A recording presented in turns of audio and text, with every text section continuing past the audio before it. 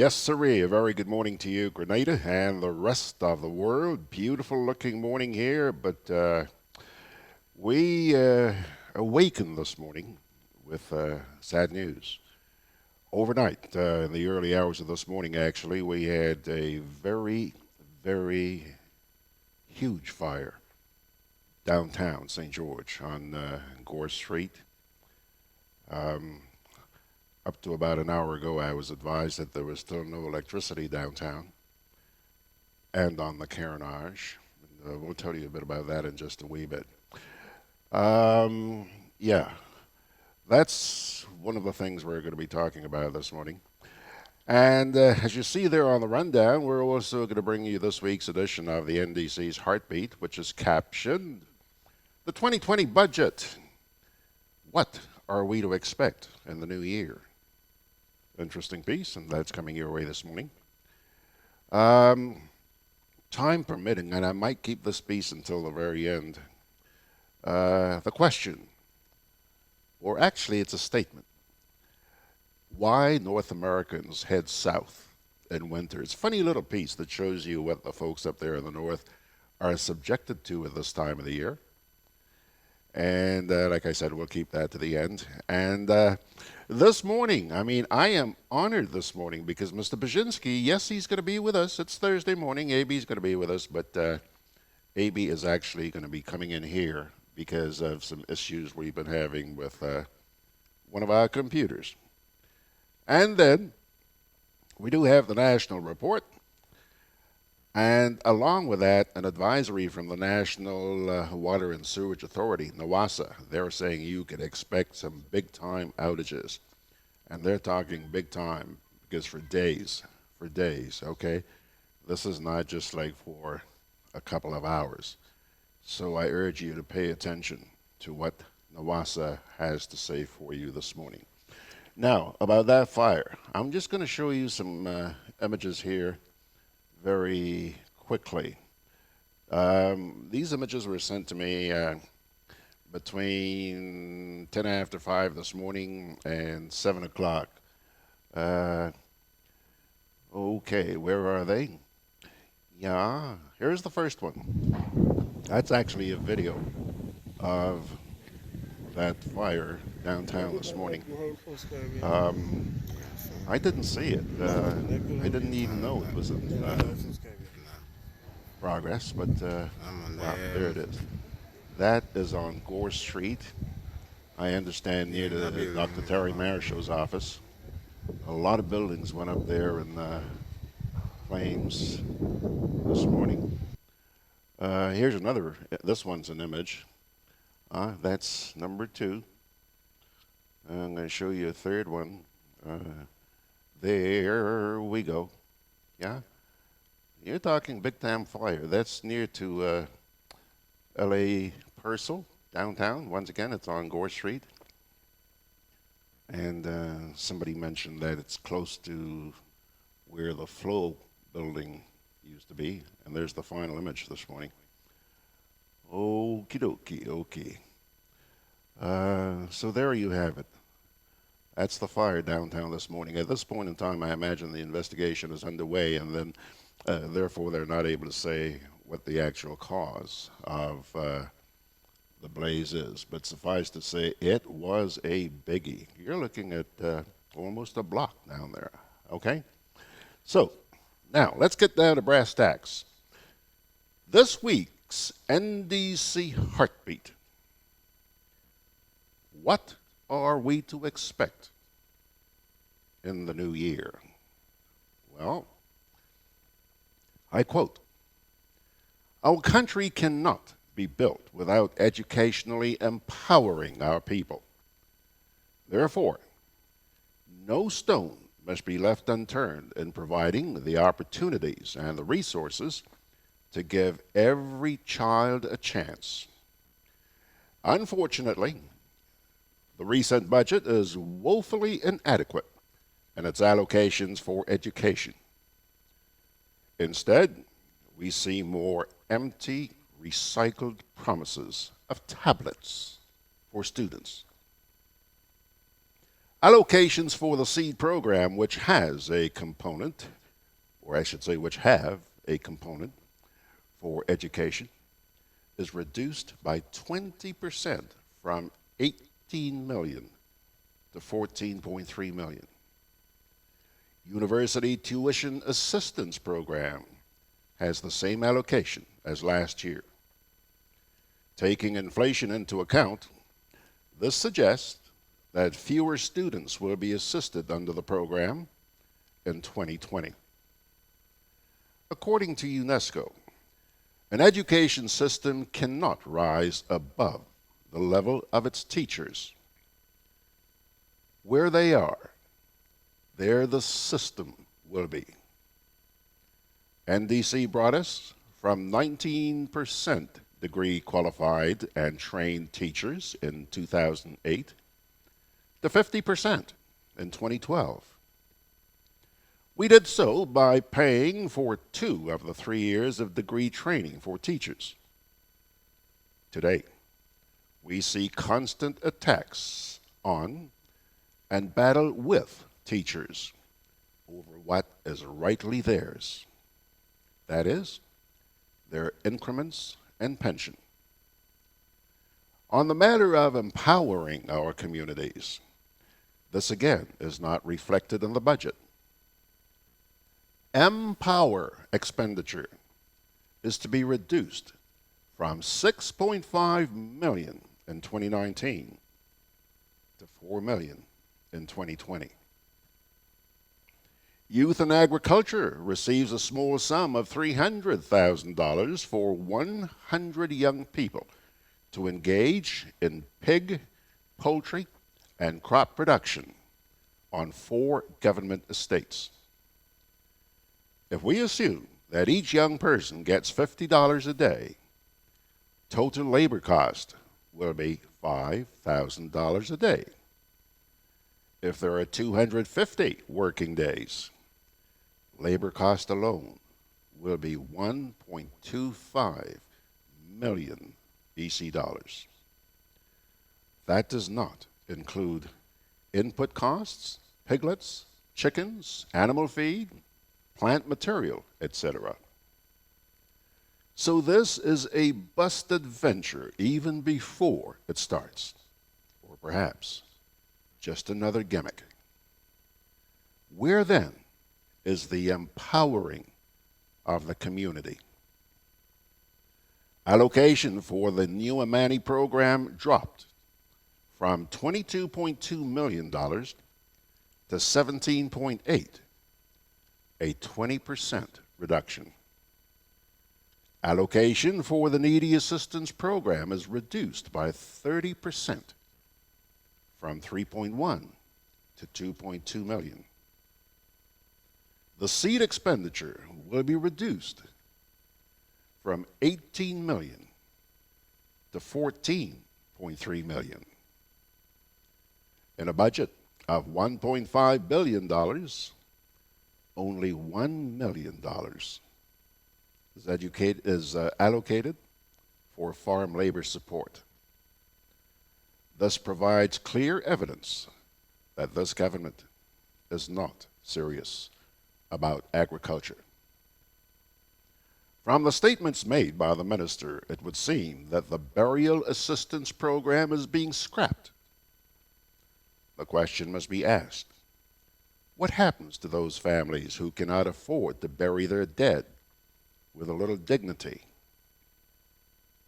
When we speak of strengthening our institutions, we expect the necessary steps to be taken to ensure that those who take a joyride on the public purse, spending up to $70 million on unauthorized cell phone use in 3 months, will be called upon to repay, and the bosses called upon to account.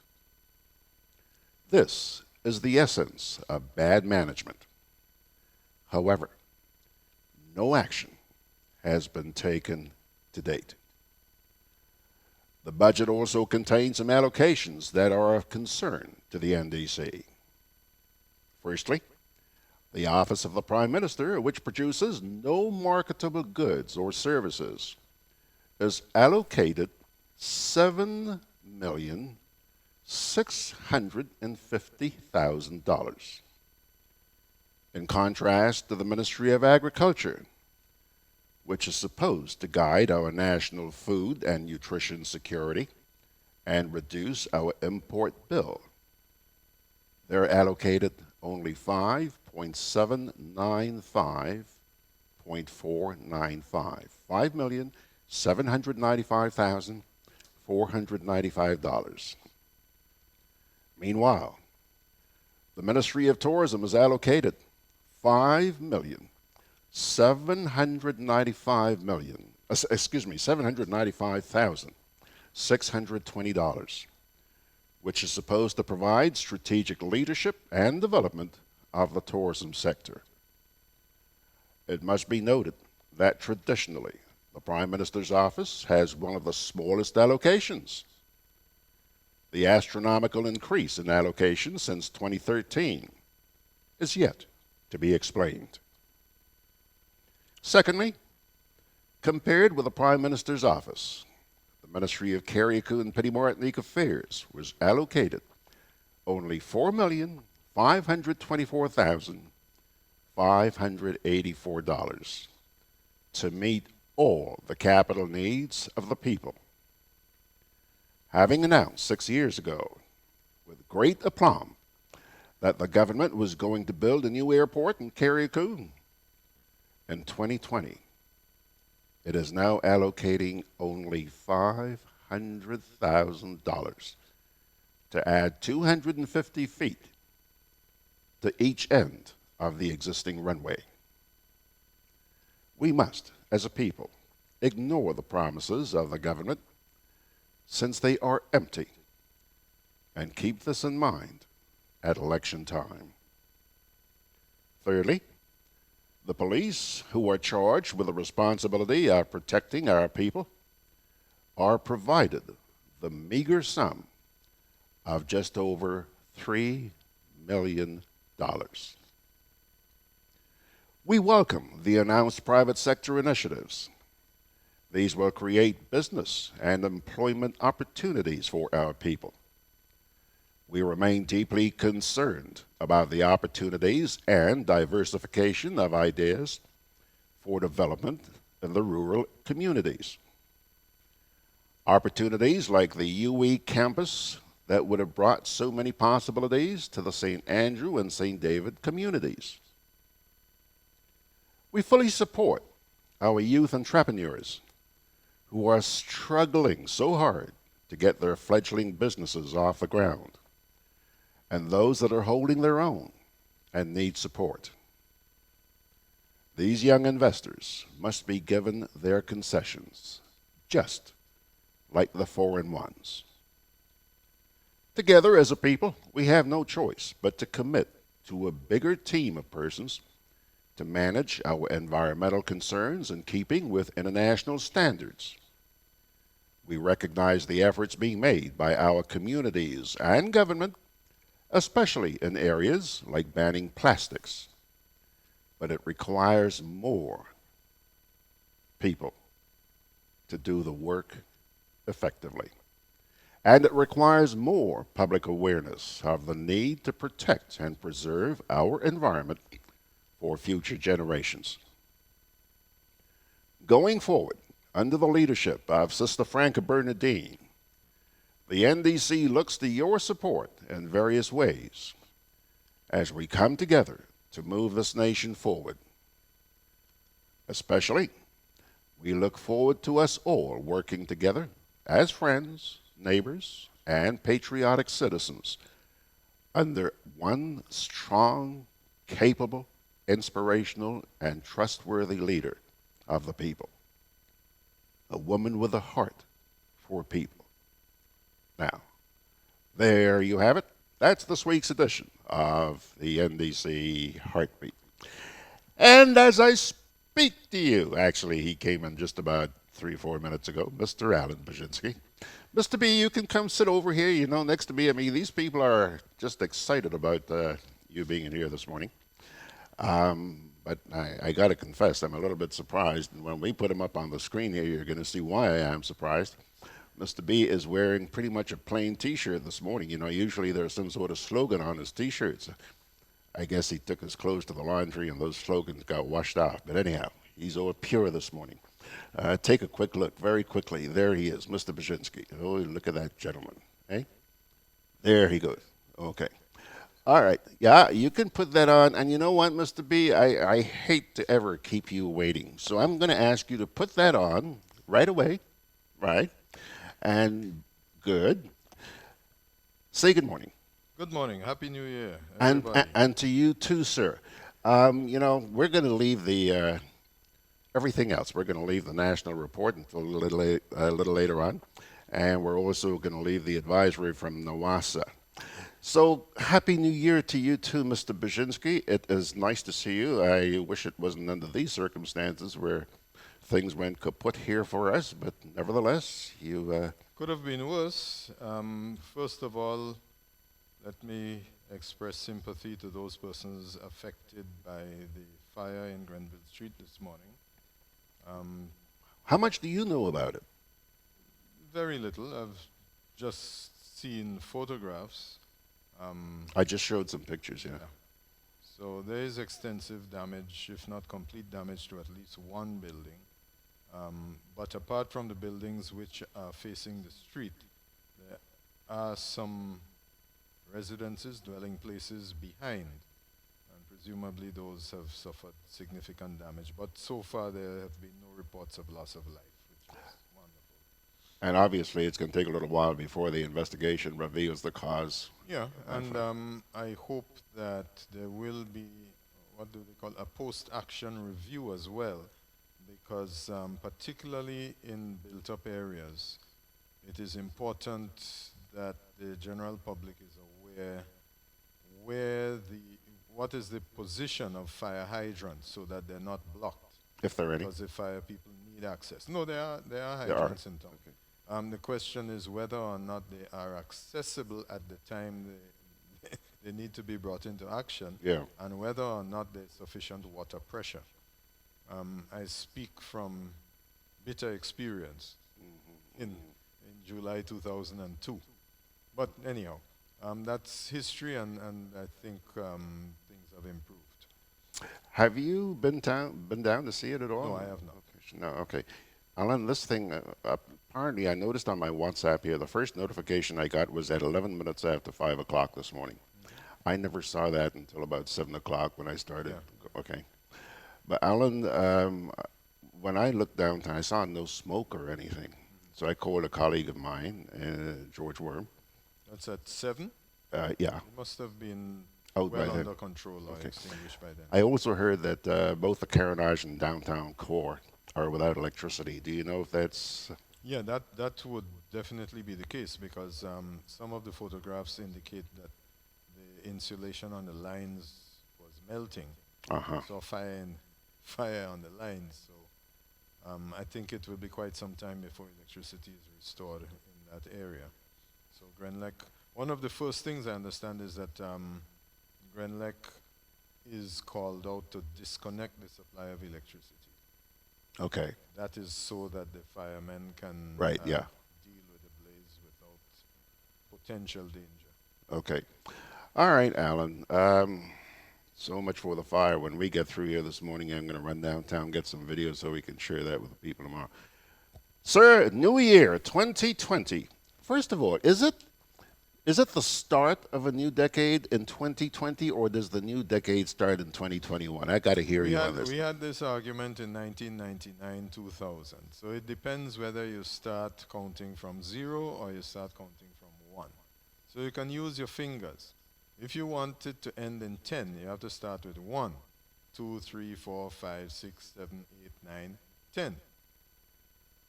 Now, if you started at 0, then the 19, the end of 19, will have concluded the decade. But I think that more often than not, we start counting at 1. So for all intents and purposes, you started counting at 1. Yeah. So if I start counting at 1, I have to go to the end of 2020. So the new to finish decade the begins decade next year. in 2021. So the new But decade begins that, next that, that is one argument. But I think perhaps the simple solution is that we should have two parties, one in 2020 and one in 2021. year. I didn't know That you. will satisfy everybody. I didn't know you were a party man in your old age. So, Mr. B, now that 2020 is here, a new year, what's up your sleeve? I know you didn't come in here Well, empty-handed. you were kind enough to inform me, to share with me, a GIS release dated the 8th of January, yesterday at about 3-something p.m. Maybe I could read it. Yeah, you go ahead. You go ahead.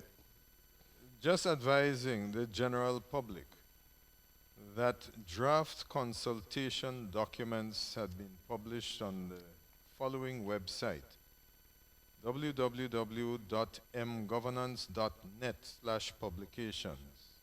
That's the government's new website.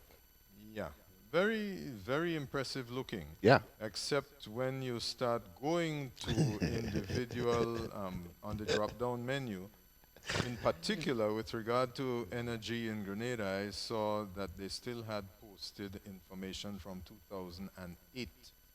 And the information there is so out of date that, as the lawyers say, it is both tendentious and misleading. But knowing the mindset of certain individuals, it is perhaps not surprising that they are not providing up-to-date information. Now, for example, the public is informed that this information is available, draft consultation documents. And there are 9 documents. I'll read them. The PURC consultation guidelines, the draft regulations on tariff setting methodology, draft regulations on rules and procedures for applying for licenses and permits, draft generation expansion planning and competitive procurement regulations, draft generation license for GRENLEC, draft network license for GRENLEC, draft Grenada electricity sector grid code introduction, draft Grenada electricity sector grid code generation, draft Grenada electricity grid code transmission and distribution, and the time allowed for comments to the draft documents will be 30 working days.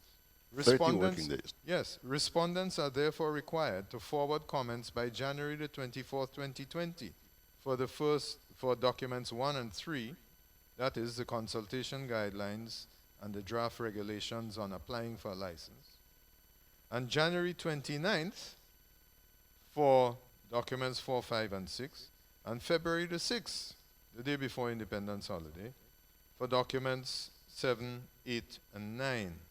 Now 7, 8, and 9, that is the grid codes. These are extremely technical areas that require expertise. And interestingly, I am informed that only the electricity sector grid codes, only those areas, are the ones where any input was requested or obtained from the current holder of the license for electricity generation and transmission and distribution in this country. In fact, on the same website referred to by the GIS is information dating back to 2015 called the Energy Transition Initiative. And it provides a profile of the energy landscape in Grenada. And it says, I quote, GRENLEC has the exclusive license to generate, transmit, distribute, and sell electricity through December 31st, 2073. GRENLEC has set a goal of meeting 35% of electrical consumption from renewable energy, independent of the energy goals set by the government of Grenada. Now, this was GRENLEC's goal to meet 35% of electrical consumption from renewable energy sources by 2016. Now, why has that not happened? Because commencing in 2013, much of Grenlec's activities were put on hold because of the aggressive approach taken by the new government of Grenada, which, by the way, holds between them and the NIS 21% of the shares in this public-private partnership since 1994, the year of privatization. So when we are requested by the GIS to look for information on the government website, there are serious inconsistencies, because this one, for example, which is 2015, refers to the government authority with the key figure of Timothy N.J. Antwine. He has long since departed these shores, and I don't know who the key figure in the Ministry of Finance, Planning, etc., currently is. Now, the utility is described as an investor-owned utility. For those who don't know, Grenlec's shares are traded on the OECS Stock Exchange. In the interest of transparency, I will disclose that not only do I represent a small shareholder, but I have on 2 occasions, when the government was negligent, managed to actually get elected to sit on the board of directors for a 1-year term by the small shareholders, who, by the way, between them hold 29% of the shares. But due to investor apathy, or maybe fear, maybe intimidation, very few of them actually turn up to shareholders' meetings. So the reality is that the 4 seats on the board, which under the original share purchase agreement ought to have been made available for small shareholders, typically will be filled by government nominees. The government also has another nominee. So in effect, they have 5. So the composition of the board is government and Grenada Private Power. What does this mean? That for the last several years, the strategic goals of Grenlec appear to have been on hold. Now, this is supported by the last chairman's report around May or June last year. And it says, I will quote from the chairman's report.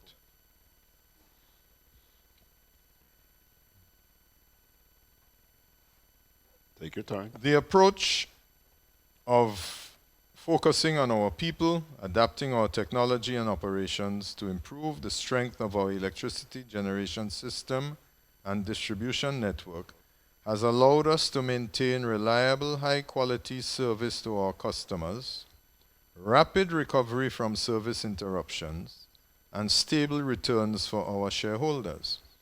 I want to repeat that those shareholders include the government that represents the people of Grenada, 21% between the government and the NIS. Now, those returns, based on the trading value of the shares on the OECS Stock Exchange, they trade at $10 per share. And that means that Grenlec has been paying consistently dividends every quarter, amounting to 52 cents annually, which means that the stable return has been for several years 5.2% based on that price the shares are traded at. 5.2% is above the rate of inflation. It is above the rate of growth of the economy. And one would think that the government having 21% of this public-private partnership would be more invested in ensuring that GRENLEC continues to strive to reach those goals. So the goals are the ones, according to the chairman's report, that have driven us to perform well, even as uncertainty about the regulatory environment persists. Since the August 2016 commencement date for the 2016 Electricity Supply Act, there has been little notification of activity. The company continues to await a functioning Public Utilities Regulatory Commission, the PURC, that will determine the regulations, grant the licenses and permits that would guide the development of the electricity sector in Grenada. It is also our hope that governing standards and grid codes will be enacted soon. While we have been asked to provide input in some discussions about the grid codes, to our knowledge, these have not been finalized as at the date of writing the report. These regulations are critical for GRENLEC to have a full understanding of the impact that the new legislation and the regulatory environment will have on the operation. Sure. So, we now have, almost out of the blue then, this information from the GIS that you can go on the website and find these documents. The first of which, as I said earlier, based on the chairman's report, there was input into the grid codes, the technical ones. But with regard to the consultation guidelines, which is the first of the documents that you can see on the website, the guideline refers to this consultation having been produced with the objective of informing all stakeholders. All stakeholders. The document provides guidelines for stakeholders who wish to make comments on draft documents issued by PURC before it issues the final version. It derives its authority to hold public consultations from both the PURC Act 2016 and the Electricity Act 2016.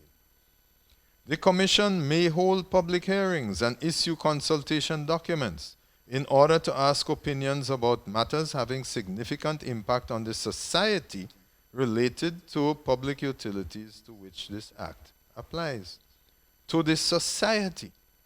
Where have these public hearings and documents, where have they been all this time, since 2016? Remember, these meetings and public education will afford the opportunity to members of the public to ask questions related to the regulation of rates for the supply of electricity and other matters by the Commission. This is in their own document, the PURC, dated 2019, and the Act was passed in 2016. But nevertheless, that's progress. It's only 3 years. So, what is the purpose of all of this? To support effective regulation, fairness, appropriateness, good governance, and transparency of actions. In carrying out its duties set out in the Act, the PURC will issue an invitation to interested parties and stakeholders to submit comments on the documents the PURC has developed for public consultation. This process will be utilized for key regulatory instruments and documents that PURC believes requires public views and input before the final version is issued. Now, number 6 in their guidelines. In setting the consultative guidelines, international best practice has been drawn upon. The PURC's consultative process will comprise the following discrete but related components. Pardon me, but in this instance, discrete means separate and distinct. So, pre-consultation, initial consultation, comment and reply, and final decision. You will notice that the document that was put out by the GIS is asking for comment and reply. Where has the pre-consultation taken place? Where has the initial consultation taken place? Because the purpose of pre-consultation, according to them, it says it usually involves holding discussions with thought leaders from specific groups, technocrats, industry professionals, and other persons that the regulator believes have an interest in the matters for consultation. Now, who are these other persons? The 45,000 consumers, I believe, will have an interest in the matters for consultation. So, to the best of my knowledge, the pre-consultation has been deficient, if not completely lacking. Then, after that, the initial consultation, this says, this involves the release of a consultative document and a formal invitation to stakeholders and the general public to provide written submissions and so forth. Importantly here, in instances where the proposed regulatory decision is technically complicated with legal ramifications and has the potential to significantly impact the utility and the public, this method shall be utilized. Now, why is this important?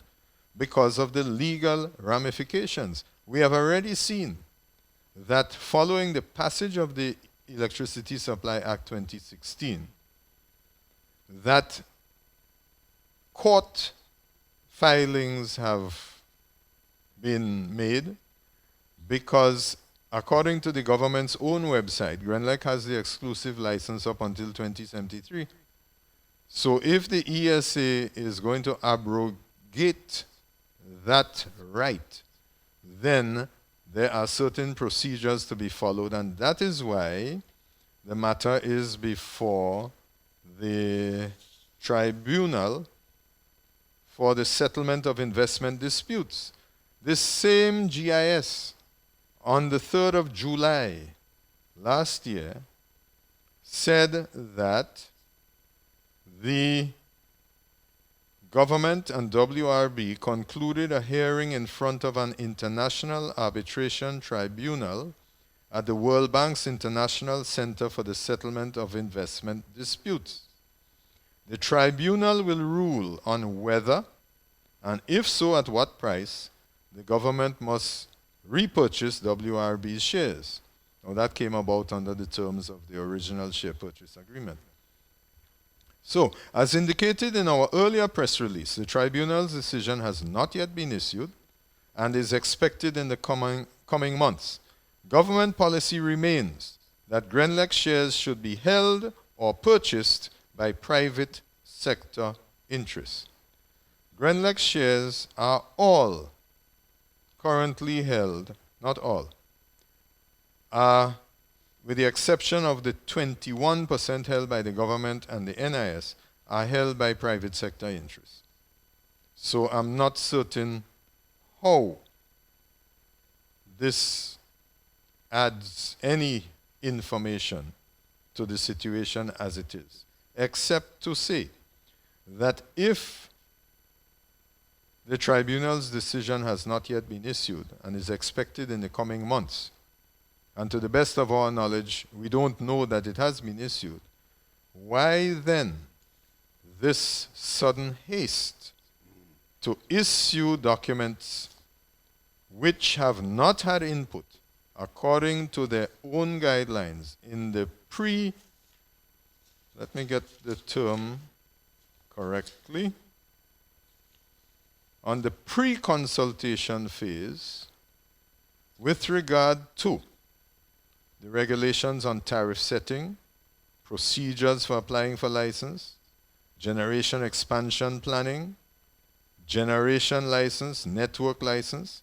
That is items 3 to 6 on the consultation documents, apparently are now being circulated within the last 3 weeks. And as you saw from the dates on that GIS, there's very little time. So the whole process is thrown into doubt from the start. I do want to add something though. With regard to the Public Utilities Regulatory Commission, the Act number 20 of 2016, it refers in section 4 to the individuals. It says, a commission is hereby established as a body corporate for the purpose of exercising powers and performing the duties conferred to it by this act. The commission shall consist of either 3 or 5 members in the discretion of the minister,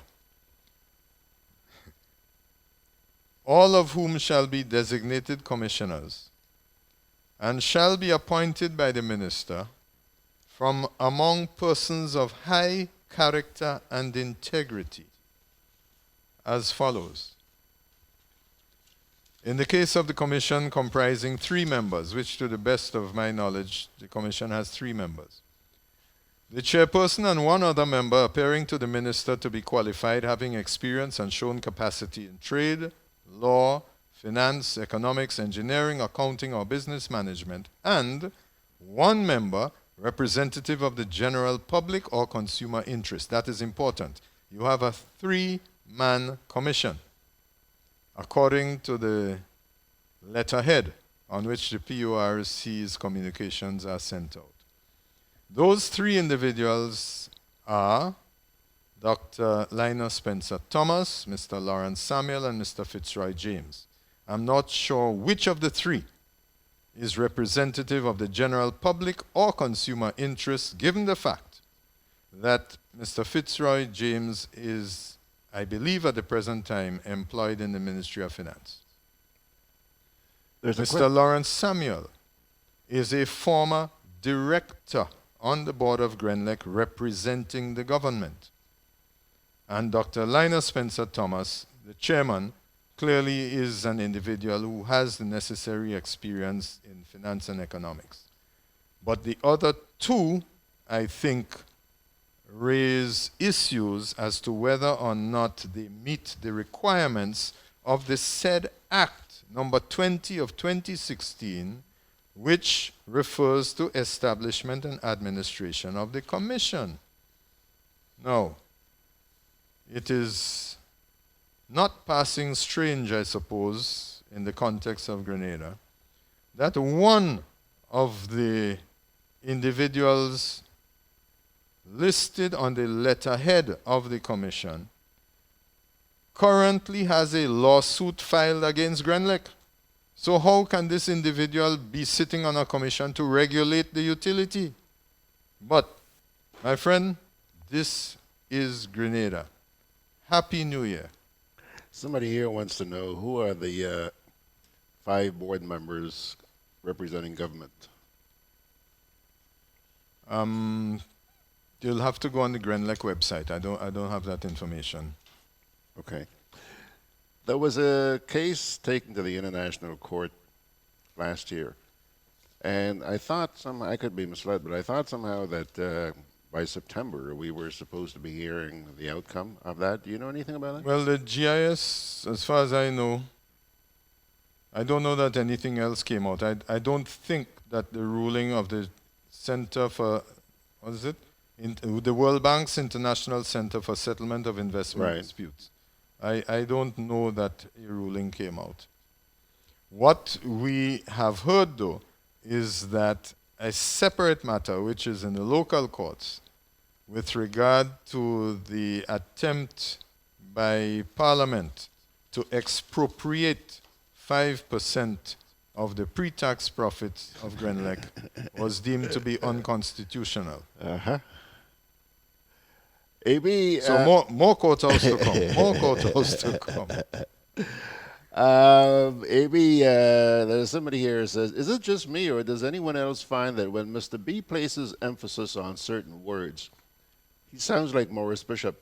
High character?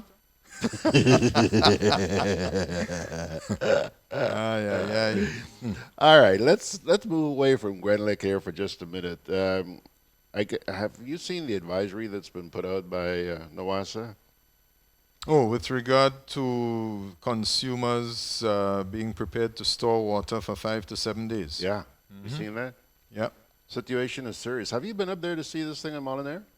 I was coming from down the western side, and so I took the diversion through Mount Moritz.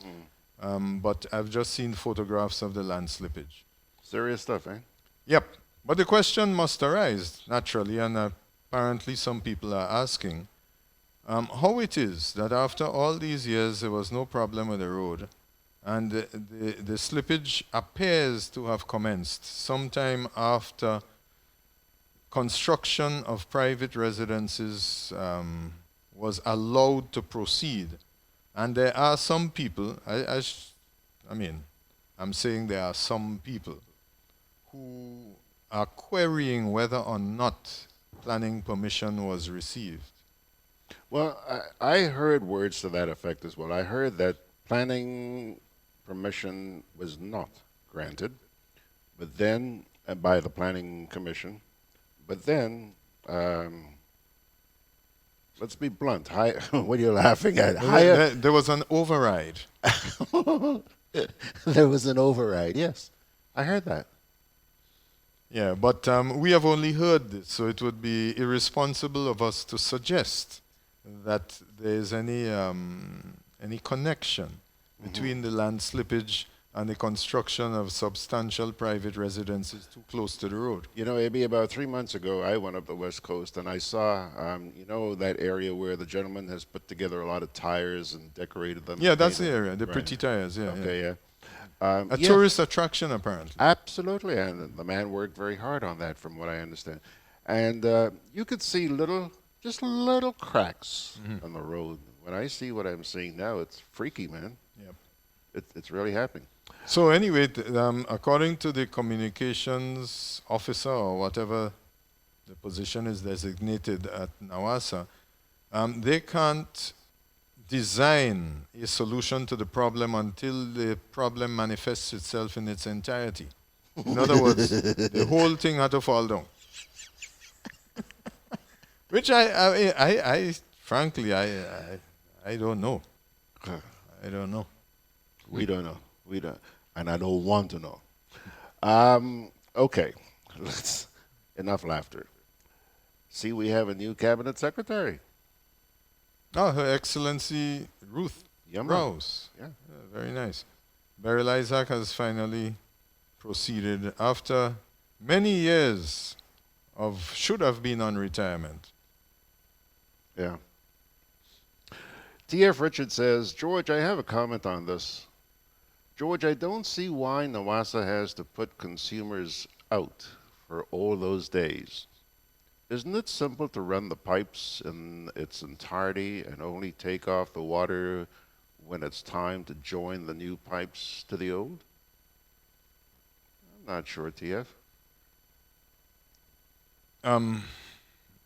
We can only go by what information NAWASA has put out, because sometimes what seems obvious to us simple people is not so obvious to them highly qualified engineers. Ain't that the truth?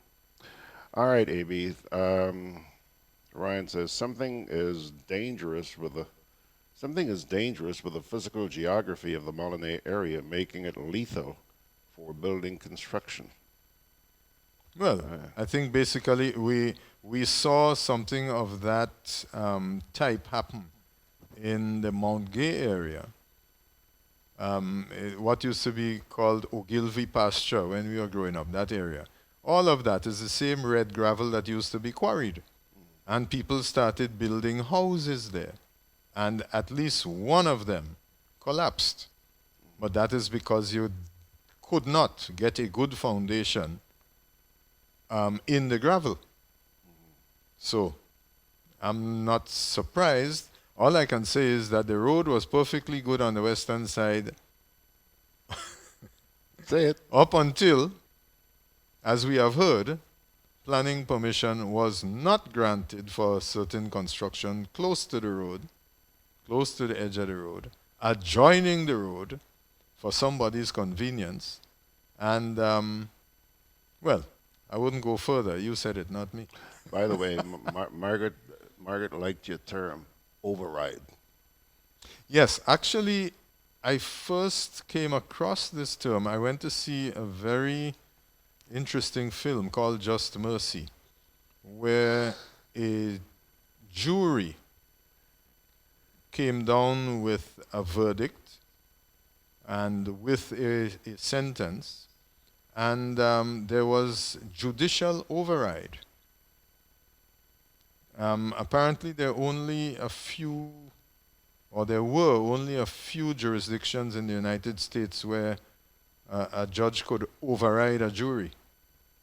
Okay, okay. TF says, George, the same thing will happen sooner rather than later along the parade road. Yes, we've seen that. What we typically see happening is that they will put up a little fence or maybe a couple of drums, so they narrow the roadway. Maybe you know what really scares the stuffing out of me? I don't know whether you're aware or not, but in the last few weeks there have been a number of earthquakes. Minors, we're talking. Well, the one between in 4 and Puerto 5. Rico was strong. Exactly. But right in the OECS Islands here, there have been a series of earthquakes in recent times, and then we hear about But this what big- sort of magnitude? Because there are earthquakes all the time, as I understand. Absolutely, there are. I get anytime there's an earthquake with a magnitude of more than 5, the U.S. Geodetic Survey people, they send me a notification, and I get that notification within half an hour of the Yeah. earthquake happening. The ones in the OECS Islands have been between 4 and 5, but this thing in Puerto Rico is a 6.5. That's kind of heavy. That's heavy. And could you imagine combining that with what we have happening up here at Molinaire right now? Let me see here.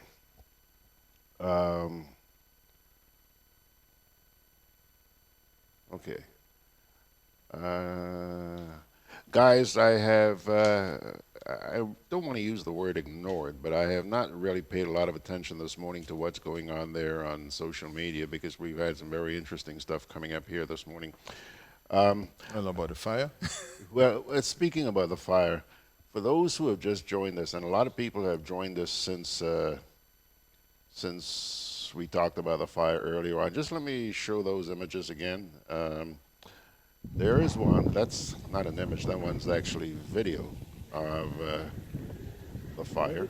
And that was on Gore Street, downtown this morning.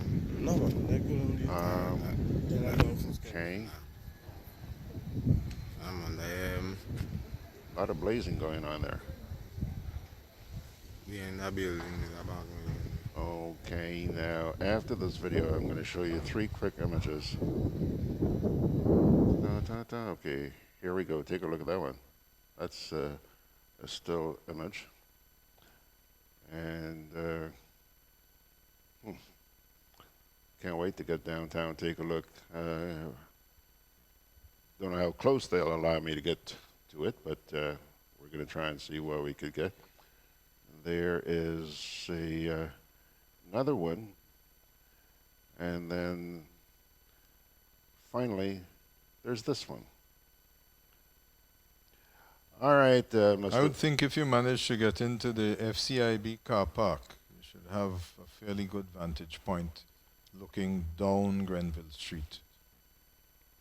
FC. Barclays. All right, Baczynski, thank you very much. If you'd allow me, I just want to encourage consumers of electricity. Please visit the website as you have been invited so kindly by the Government Information Service. Look at it's www.mgovernance.net/publications. And really, for the PURC to completely ignore their own guidelines and give such limited time for review by stakeholders defies the understanding of the meaning of transparency and good governance. And I would encourage people to use the email address given to by the Public Utilities Regulatory Commission Perk. to tell them that they do us a disservice and they do themselves no good by ignoring everything that they have put down as part of their process. It does not inspire confidence, it does not inspire goodwill, and it makes some people feel that, again, this is personal and that the interests of the broader society, which is what they're referring to here, are being sacrificed. You're done. Done. Mr. B, thank you very much, sir. Thank you very much. Interesting morning. Good morning, Beverly Sinclair and Harry Gibson. Thank you both for joining us. AB, we've been talking some very serious stuff this morning. You're talking fire, you're talking about extended water outages, you're talking about the situation with Grenada, all serious stuff. Sorry, not the situation with Grenlec. The situation with the Public Utilities Regulatory Commission. Thank you for There clarifying. are people who will try to divert attention and say this is about Grenlec. Yeah, no, it's not about Grenlec. It is about process. If we have a Public Utilities Regulatory Commission, it is enacted in the law. They are the ones who have produced all of this information. They have a responsibility to guide themselves accordingly. Let's go on. Thank you, AB. So much of the serious stuff. I want to give our viewers, they still have to go through the national report in a minute, but before I get to that, I want to share something kind of funny. Put a smile on their faces, you know, after you've depressed them so much this morning, huh? I must confess, I'm really not hearing too many complaints about the current winter in North America. It appears that so far, so good. But remember, you're only approaching mid-January. Things could still turn around big time. Still turn around? Yeah, I mean, they could start getting tons of snow. Yeah. Okay? For those of you here who have never experienced a winter, here are some of the reasons why North Americans hop on airplanes and come down to the Caribbean at this time of the year.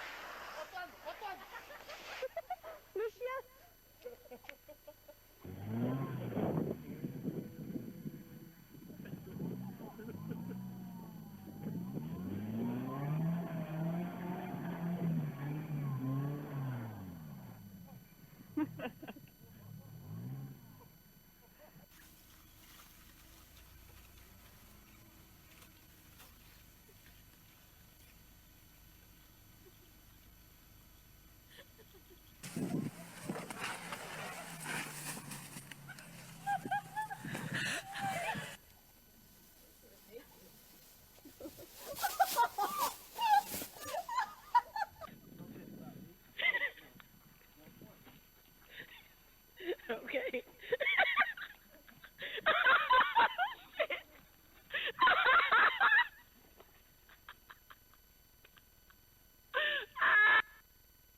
All right, there you have it. Now, pardon me, hold on a sec, AB. Eh?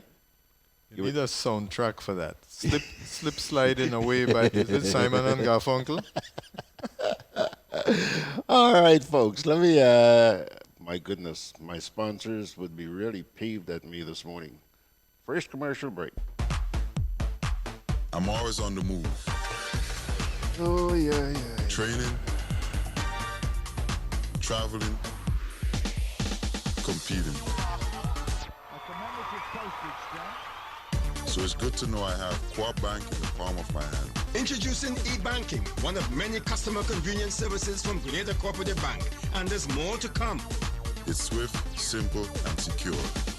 Welcome home.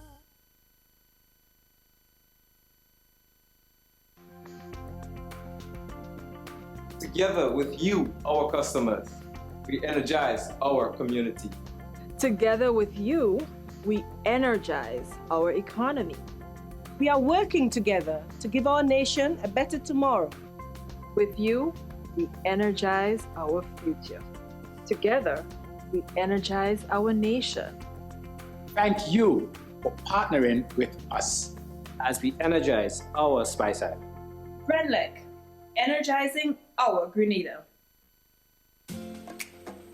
Juve chocolates, cocoa nibs, and cocoa balls from Diamond Estate Grenada are now available at Amazon.com, Amazon.ca, Amazon.co.uk, and GrenadaMarket.com. Try the sensational touch of nutmeg and a touch of ginger chocolates, 75% dark and rich, 100% pure cocoa, and their 60% dark and sweet chocolate bars today. Amazon Prime members enjoy free shipping on these orders in the USA, Canada, and Europe. GrenadaMarket.com. When you can't come to the island, the products of the island will come to you.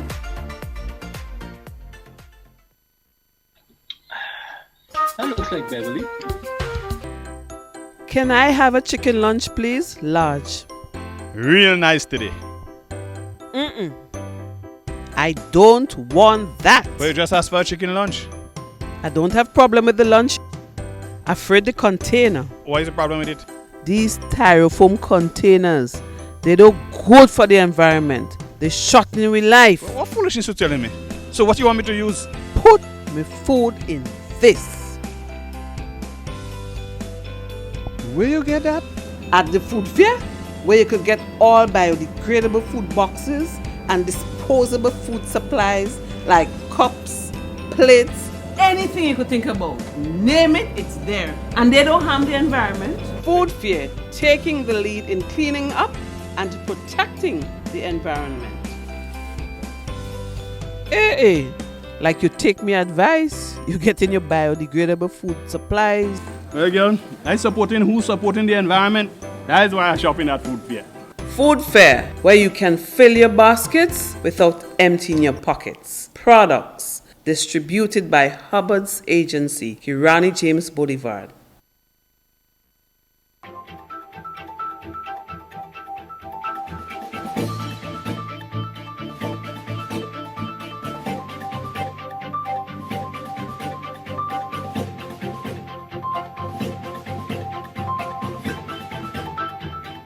RGPF anticipates further reduction in crimes for 2020. Details to this story and more in the National Report.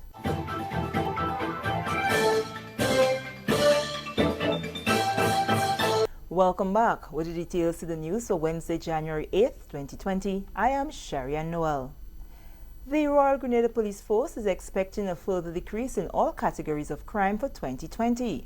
Superintendent Earl Dunbar, head of the Criminal Investigation Department, while addressing members of the media in the RGPF's UTAL press conference, said that while the season was a relatively calm one, more needs to be done to ensure that Grenada maintains its name as one of the safest islands. So while the reduction might be still very small, but the needle is pointing in the right direction. So we are very, very happy about that. Drug offenses, we have seen 8% reduction in drug offenses. Weapon, we have seen, and I speak about firearms and so forth, we have seen a reduction by 50%. In terms of homicides for 2019, I would say, I know this is something that you are very much concerned about, so maybe I should shoot at it while it's early. We have 16, we have recorded 16, we closed the year with 16. as compared to 13 in 2018. Okay? All of these homicides are cleared up. All of these matters, all of these homicides are cleared up. So generally, for the year 2019, we have done well. We have seen a 75% detection rate overall in these offenses. A number of offensive weapons were confiscated during its November 1st to December 31st, 2019 operations. From the Traffic Department, a total of 465 accidents were recorded. Many were as a result of speeding. Superintendent Cannot, officer in charge of the Traffic Department, spoke about other areas that are of a major concern. For the Yuletide period, we recorded a total of 465 accidents. The statistics are populated mostly with minor accidents, so don't be too overly worried, because even the fender benders that are reported, we must calculate and record them as accidents being reported. And out of that, we only had 10 serious accidents. Not so much of, when I say serious, but in terms of personal injury, there was no major serious personal injury to individuals. The fire department has recorded an increase in house fires for 2019. 3 house fires were recorded during the Yuletide season in 2018 compared to 9 in 2019. Moving on to news of health, Health Minister says staff will be occupying the new hospital facility from next week. Minister Nicholas Steele told members of the media on Tuesday that the move into the new facility will be done over time. He said administration, laboratory and emergency staff will be the first to move in. This will be a phased process that will take a couple of months to ensure that there is minimum interruption of services. It will start with administration moving in, then labs, then accident and emergency, and then imaging. We may be able to switch and have imaging and accident and emergency move in parallel, but that will be the schedule of moving in. This is with over the months of November and December. I've been meeting weekly with contractors and senior staff of Ministry of Health and Ministry of Implementation to ensure that we stick with the timelines, and we now have an all clear to begin our process of moving in. The new facility will see the upgrade of the laboratory through funding from the OECS and the World Bank. We have signed off, secured funding through the OECS and World Bank, which will bring our lab from its current status to a tier 1, which is, in other words, the best ranking that we can get for our lab. We are working in conjunction with Caribbean Med Lab Association, Pan American Health Organization, and, as I said, with OECS, CARFA, and World Bank on this. Minister Steele said the new imaging system will see the use of a 28-slide CT scanner and other upgrades to the services offered at the hospital. We will have a complete upgrade of our imaging systems. No longer will we just be offering X-ray, but we will also have our CT scanner installed in the new phase 2 of the General Hospital, a 128-slice CT scanner. Thanks to the assistance that we have received from the Maria Holder Memorial Foundation, we have done our necessary counterpart commitment on it so that we can go ahead with the delivery and installation of CT scanner, and not just X-ray and other forms of imaging that are currently offered at the General Hospital. The Grenada Amateur Swimming Association is today one step closer towards the realization of a national aquatic facility for Grenada. On Tuesday, during the government's post-cabinet briefing, Minister for Sports, Senator Nolan Cox, shared with the media that a proposal submitted to FINA has been given the nod for the construction of a 50-meter pool that is estimated to cost in the region of $1.2 million. The Grenada Amateur Swimming Association, GASA, as you know, that we have been working with the government of Grenada in securing an aquatic facility, a pool, for quite some time. Government would have last year officially vested in GASA a parcel of land for that facility. Sometime last year, GASA would have made a submission to FINA for grant support towards a pool. We have received unofficial notice that that proposal has been approved. We, at this point in time, do not have figures in terms of what that grant support will be, but we are hoping that it can be as significant as FINA is allowed to provide for us, because we really want to commence this project sometime this year. During the first quarter of 2019, GASA engaged a team of key stakeholders, including the Grenada Olympic Committee, ministry officials, and private sector representatives, for an initial engagement meeting with a FINA-approved pool design and engineering company. Senator Cox says his government has been very instrumental in the positive decision taken by FINA to provide funding for the aquatic center. It is important to highlight that government was critical in terms of providing support towards this proposal by way of a commitment letter providing a 15-year support towards the maintenance of that facility. So that was a critical component towards GASA getting that proposal approved. We continue to work with GASA, and we continue to appeal to the private sector to support this initiative, whatever contributions they can make, because we are going to need all hands on board to bring this pool to a reality. We are working towards a 50-meter pool. Based on preliminary estimates, the facility will cost about 1.2 million US dollars to have this 50-meter pool. We think that it is the best approach instead of going to a 25-meter pool as the other OECS islands. We think having a 50-meter pool of Olympic standard is the best approach. Government has officially vested the property adjacent to the National Stadium in the name of the Grenada Amateur Swimming Association. The establishment of a national aquatic facility in Grenada will serve athletes beyond those directly involved in competitive swimming.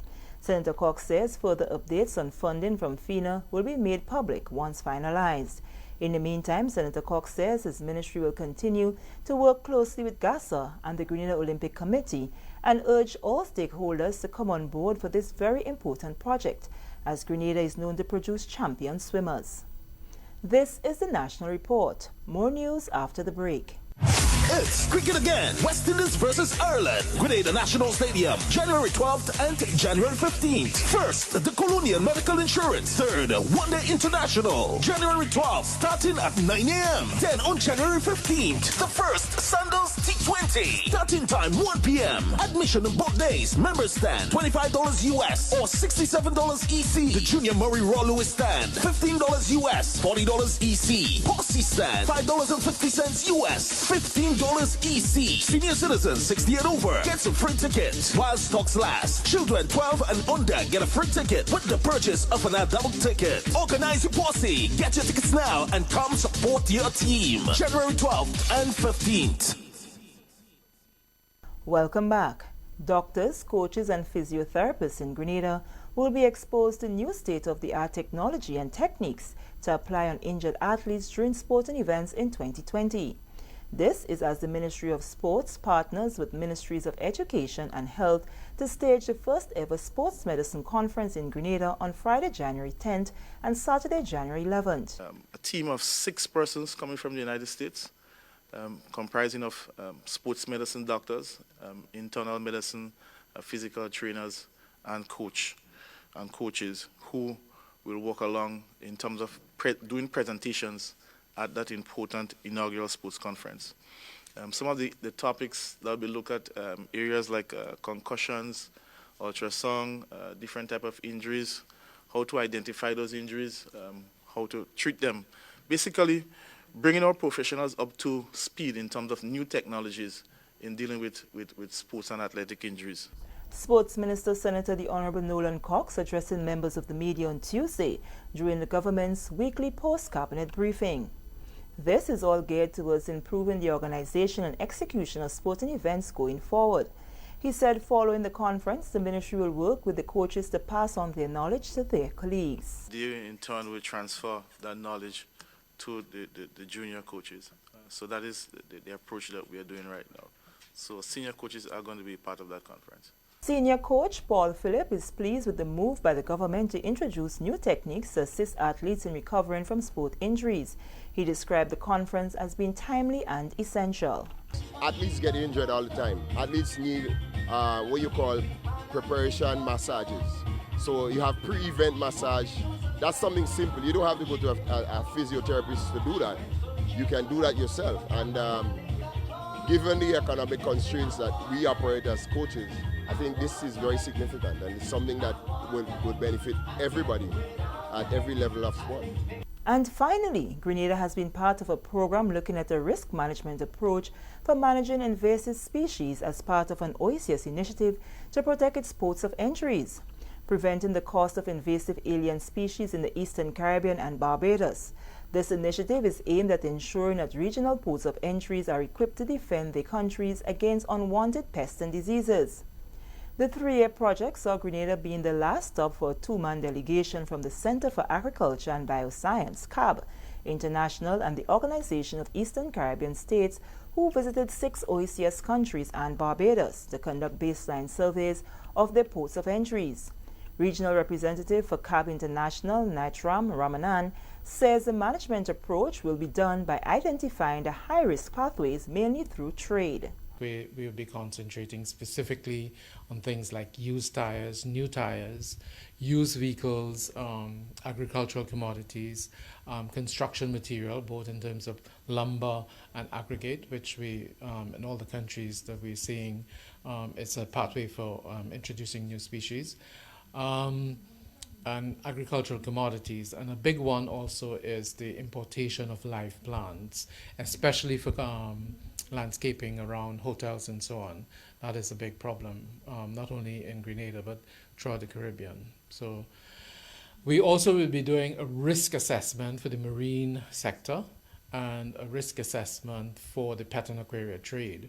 And then together with this component of the port baseline survey, everything put together, we will have an idea of the risks for the introduction of invasive species in the sub-region.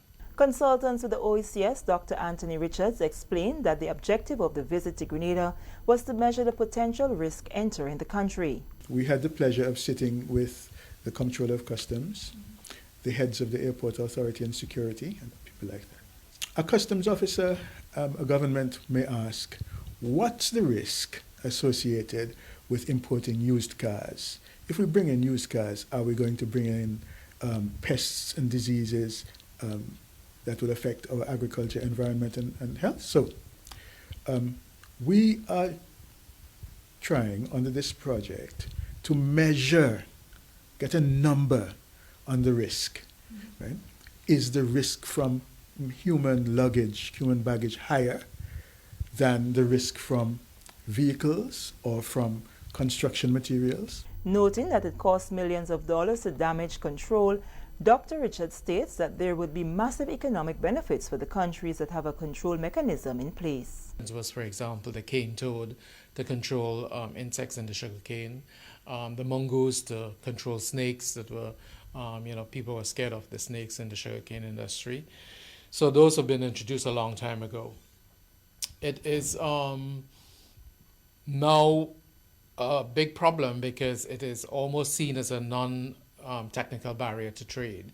So if, for example, you have an outbreak in for example, you could only now, after some years, Grenada could not ship soursop to the US. You have to prove that you don't have these pests and diseases. So the mere presence, and because the countries don't want to get them to affect their own agriculture, that is a big a negative impact on your economy. So it is the understanding of that. This project started just over 1 year ago with an investment of US $3.1 million in grant from the Global Environmental Facility. And with that story, we come to the end of the National Report for Wednesday, January 8th, 2020. On behalf of the entire news and production team, I am Sharian Noel, thanking you for viewing.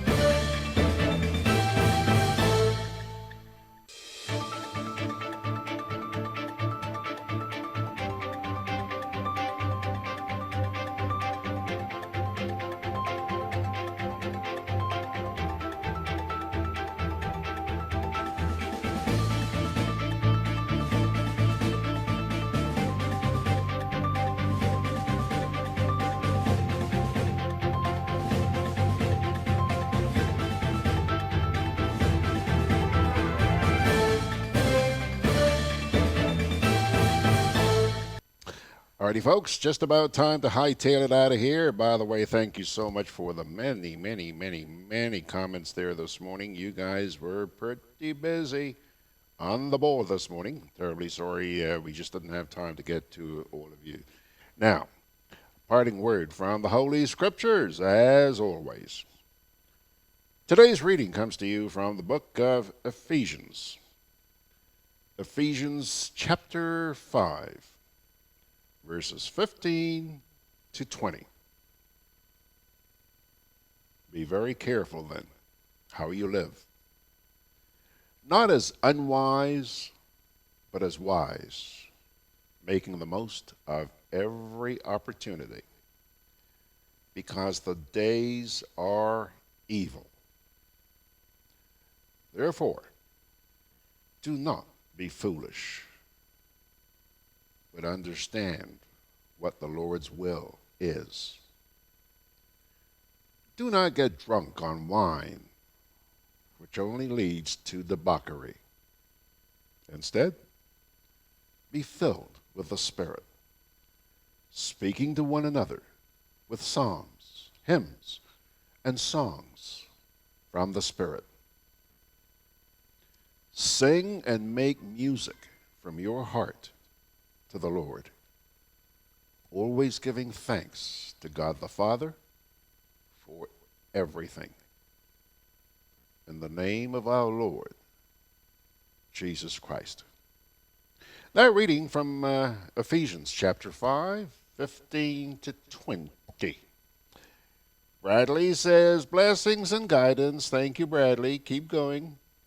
Sure will, sure will, sure will. On that note, my dear friends, Georgie Porgy is going to hightail it out of here. Just as Allan left here a few minutes ago, he rushed back in and says it's raining out there this morning. Huh? Don't know if it still is, but obviously he had some short while ago.